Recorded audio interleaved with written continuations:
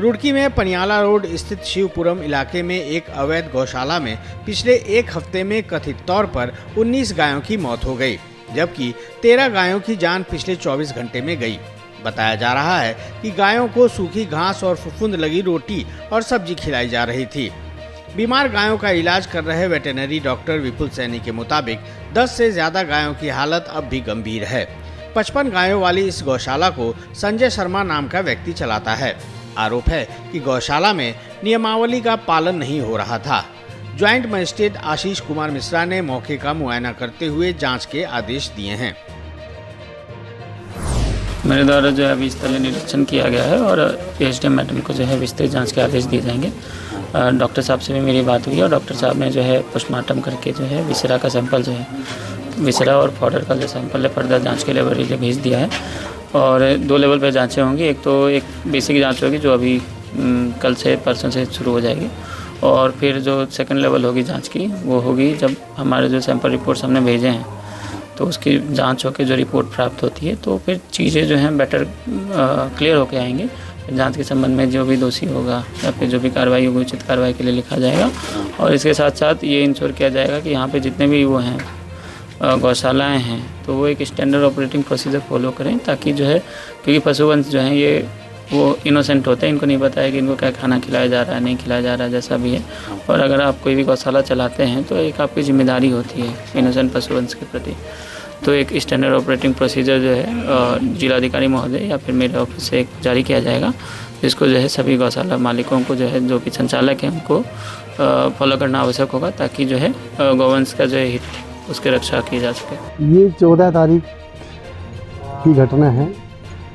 हम लोग शाम को यहाँ से वृंदावन के लिए प्रस्थान कर रहे थे, तो जो सेवक है उनका मेरे पास सूचना आई कि आप जा रहे हैं और 1-2 गायें आज चारा खाने से रुक गई है, मतलब चारा नहीं खा रही है। तो हमने कहा ठीक है, चारे में कुछ समस्या होगी, आप एक काम करें, जो पहले वाला हमारा स्टॉक है भुस्से का आप वो खिलाइए इनको, इसको चेंज करके देखो, आप हो सकता है इसके चेंज करने से खा लें। तो हम रास्ते में इनका फ़ोन गया कि अब 2 गायें नहीं खा रही है, पहले 1 थी, यानी कि 2-3 घंटे के बाद में 2 गायों में लक्षण आ गए इसके। तो हमने कहा आपने वो भूसा हाँ वो हमने चेंज कर दिया। तो रात हो गई, सुबह फिर इनका फ़ोन आया कि 4-5 गायें उसी कंडीशन में है जो रात 1 को हुआ था। तो हमने डॉक्टर साहब को फ़ोन किया ब्लॉक में, पहले प्राइवेट डॉक्टर बुलाए यहीं से, उन्होंने थोड़ा प्राथमिक उपचार किया। सर डेथ का रीज़न एक्चुअली क्या है कि जो हम दे रहे हैं ट्रीटमेंट उसमें हम ये भी मान रहे थे कि हो सकता है कि कोई इन्फेक्शन हो और उसकी वजह से भी हो, मगर कोई भी उसमें सुधार नहीं हो रहा। इन्फेक्शन अगर होता तो जानवर मरता नहीं, उसकी सेहत सुधरनी शुरू होती, मगर ट्रीटमेंट देने के बाद भी रिस्पॉन्ड नहीं कर रहे जो एनिमल्स काफ़ी सीरियस हैं।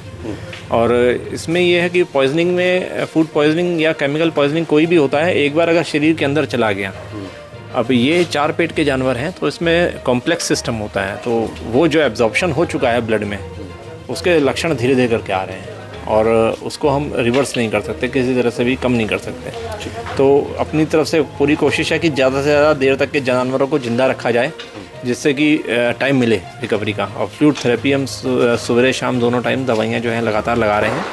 और हमारे सीओ साहब ने भी हमें जो है निर्देश दिए हैं कि जो भी दवाइयाँ आपको ख़रीदनी है आप ओपन मार्केट से दवाइयाँ ख़रीद लें और लगाएं, उसके लिए कोई पाबंदी नहीं है। पौड़ी गढ़वाल जिले में कालागढ़ टाइगर रिजर्व की सोना नदी रेंज में गश्त के दौरान एक तस्कर हाथी ने फॉरेस्ट गार्ड पर हमला कर दिया। तस्कर हाथी ने अपनी सूंड से फॉरेस्ट गार्ड की पसलियां तोड़ डाली, साथ ही अपने दांतों से फॉरेस्ट गार्ड को बुरी तरह जख्मी कर दिया। आनन फानन में फॉरेस्ट गार्ड को बेस अस्पताल कोटद्वार लाया गया, जहां उसकी गंभीर हालत को देखते हुए उसे हायर सेंटर रेफर कर दिया गया है। चमोली के जोशीमठ स्थित रवि ग्राम और डाडो क्षेत्र में एक साथ कई भालू देखने से लोगों में दहशत है। देर रात भालुओं का झुंड रवि ग्राम स्थित स्कूल के परिसर के अंदर घुस गया। जोशीमठ नगर क्षेत्र के आबादी वाले इलाकों में भालुओं की चहलकदमी से लोग दिन में भी घरों से बाहर निकलने में खतरा महसूस कर रहे हैं। नगर में भालुओं के झुंड होने की खबर के बाद नंदा देवी राष्ट्रीय उद्यान की टीम मौके पर पहुंचकर भालुओं को भगाने के लिए पटाखे जला रही है। स्थानीय लोगों ने वन विभाग से पिंजरे लगाकर भालुओं को पकड़ने की मांग की है। कुंभ नगरी उज्जैन में भी हरिद्वार की तर्ज पर साधु संतों को स्थायी आश्रम अखाड़ा बनाने की अनुमति दी जाएगी। मध्य प्रदेश के मुख्यमंत्री मोहन यादव ने ये अहम फैसला लिया है। उनके इस फैसले का साधु संतों में खुशी का माहौल है। अखिल भारतीय अखाड़ा परिषद के अध्यक्ष महंत रविंद्र पुरी ने मुख्यमंत्री मोहन यादव का आभार जताते हुए कहा कि ये एक ऐतिहासिक निर्णय है।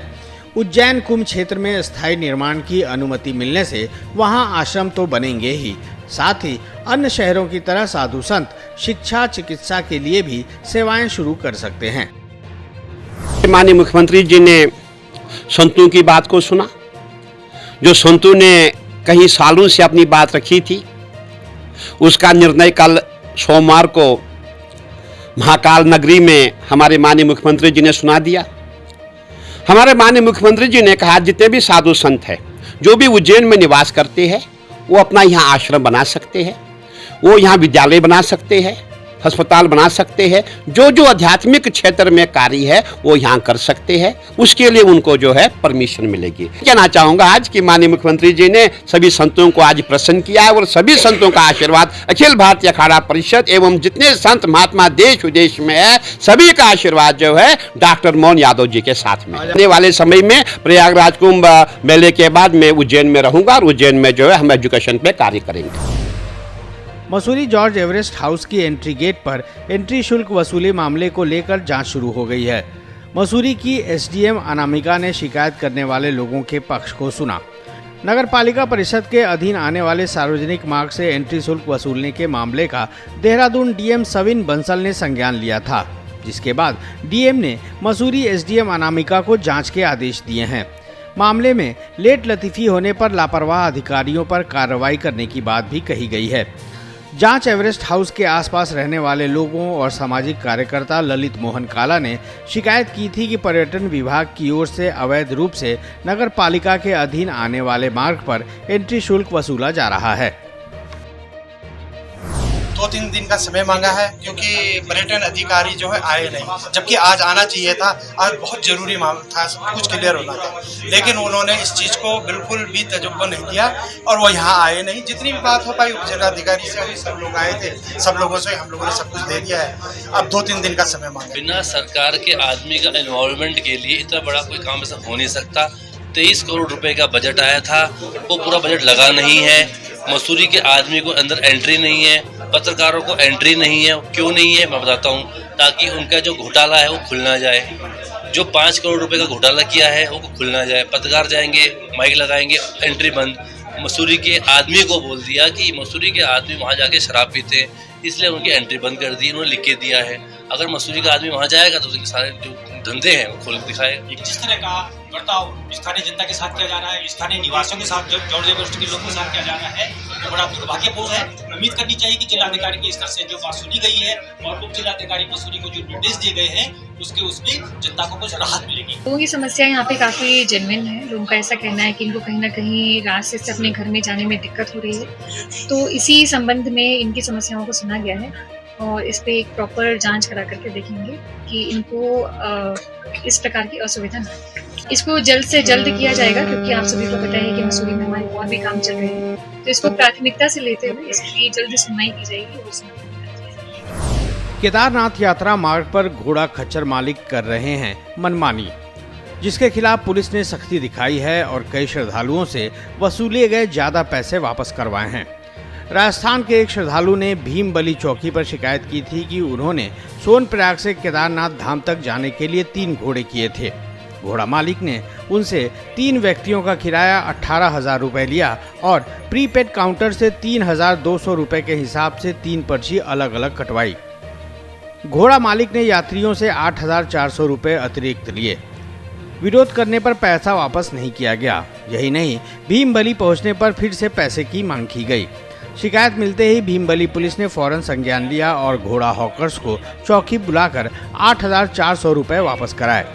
पुलिस ने सभी घोड़ा खच्चर संचालकों को सख्त हिदायत दी है कि यात्रा मार्ग पर अगर ऐसी मनमानी की तो लाइसेंस निरस्त कर दिए जाएंगे। घूमने के लिए आए तो मतलब कौन सा सोनप्रयाग से घोड़े वाले से बातचीत हुई तो मतलब वो बातचीत करते करते मतलब हम 3 प्राणी के उसने 18,000 रुपये दिए और 32 मतलब 2500 रुपये की रसीद कटा। केदारनाथ विधानसभा सीट पर होने वाले उपचुनाव के लिए नामांकन प्रक्रिया मंगलवार से शुरू हो गई, लेकिन बीजेपी और कांग्रेस में प्रत्याशियों को लेकर जद्दोजहद चल रही है। बीजेपी अभी तक अपना प्रत्याशी घोषित नहीं कर पाई है। बीजेपी के राज्यसभा सांसद नरेश बंसल ने कहा है कि पार्टी ने नाम का पैनल बनाकर आला कमान के पास भेजा है। चिंतन और मंथन के बाद नाम फाइनल होगा और मजबूत प्रत्याशी को मैदान में उतारा जाएगा। नरेश बंसल ने ये भी कहा कि बीजेपी में कोई पेच नहीं फंसा है। भारतीय जनता पार्टी का प्रदेश नेतृत्व नामों का पैनल केंद्रीय नेतृत्व को भेज चुका है और आपको मालूम है ये पूरे देश में लगभग 50 उपचुनाव हैं और झारखंड और महाराष्ट्र के विधानसभा के चुनाव हैं, तो सभी पर प्रक्रिया जारी है। अभी एक सप्ताह है तो नामांकन की तिथि तक निश्चित रूप से प्रत्याशी की घोषणा होगी, मंथन के बाद होगी। कहीं कोई पेच नहीं है, पार्टी में पूरी पारदर्शिता है। निश्चित रूप से जीतने वाले प्रत्याशी की भारतीय जनता पार्टी घोषणा करेगी। केदारनाथ विधानसभा सीट पर बीजेपी की रणनीति देखकर कांग्रेस अपना प्रत्याशी घोषित करेगी। पत्रकारों से बात करते हुए उत्तराखंड कांग्रेस के अध्यक्ष करण महारा ने जानकारी दी कि पार्टी को 12 से 13 दावेदारों के आवेदन मिले हैं। केदारनाथ में 3 अलग अलग सर्वे कराए गए हैं, जिनकी रिपोर्ट कांग्रेस हाईकमान को भेजी गई है।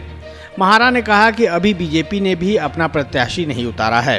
कांग्रेस की उस पर भी नजर है, क्योंकि राजनीति में इन बातों का ख्याल रखा जाता है। केदारनाथ विधानसभा सीट पर 20 नवंबर को उपचुनाव होना है। केदारनाथ सीट बीजेपी विधायक शैला रानी रावत के निधन के बाद से खाली है। 12-13 लोगों के नामों पर डिस्कशन चल रहा है और कार्यकर्ताओं से भी बात हुई है। जो हमारे वहाँ सर्वे टीमें गई थी, 3 अलग अलग किस्म की सर्वे हुई हैं, उसमें तीनों की रिपोर्ट्स भी लगभग हमारे पास हैं।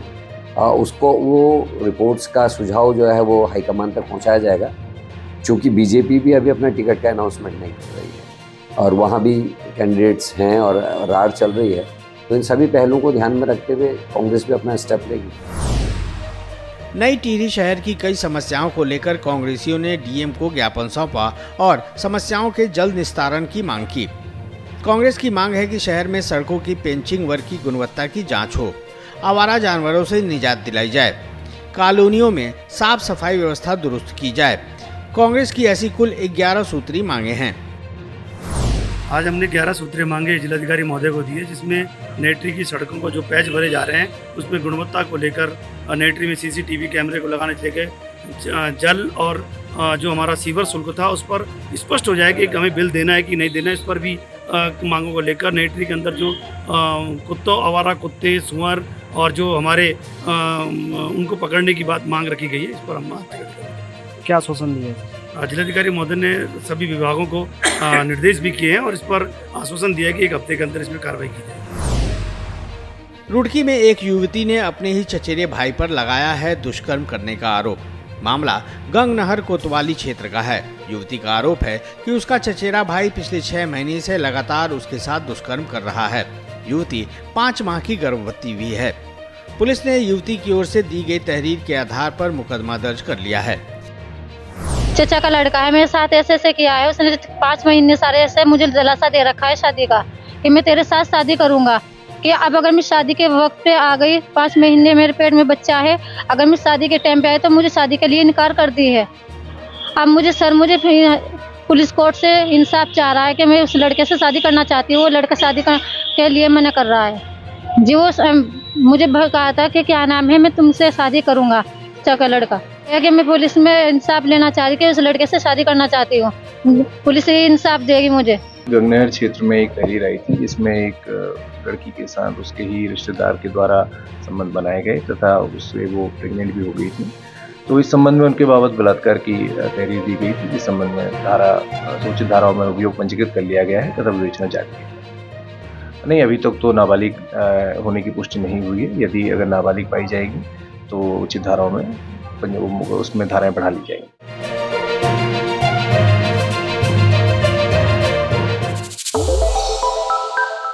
श्रेष्ठ उत्तराखंड पर खबरों से जुड़े रहने के लिए चैनल को सब्सक्राइब और लाइक करें, बेल आइकन दबाएं और देखते रहें श्रेष्ठ उत्तराखंड।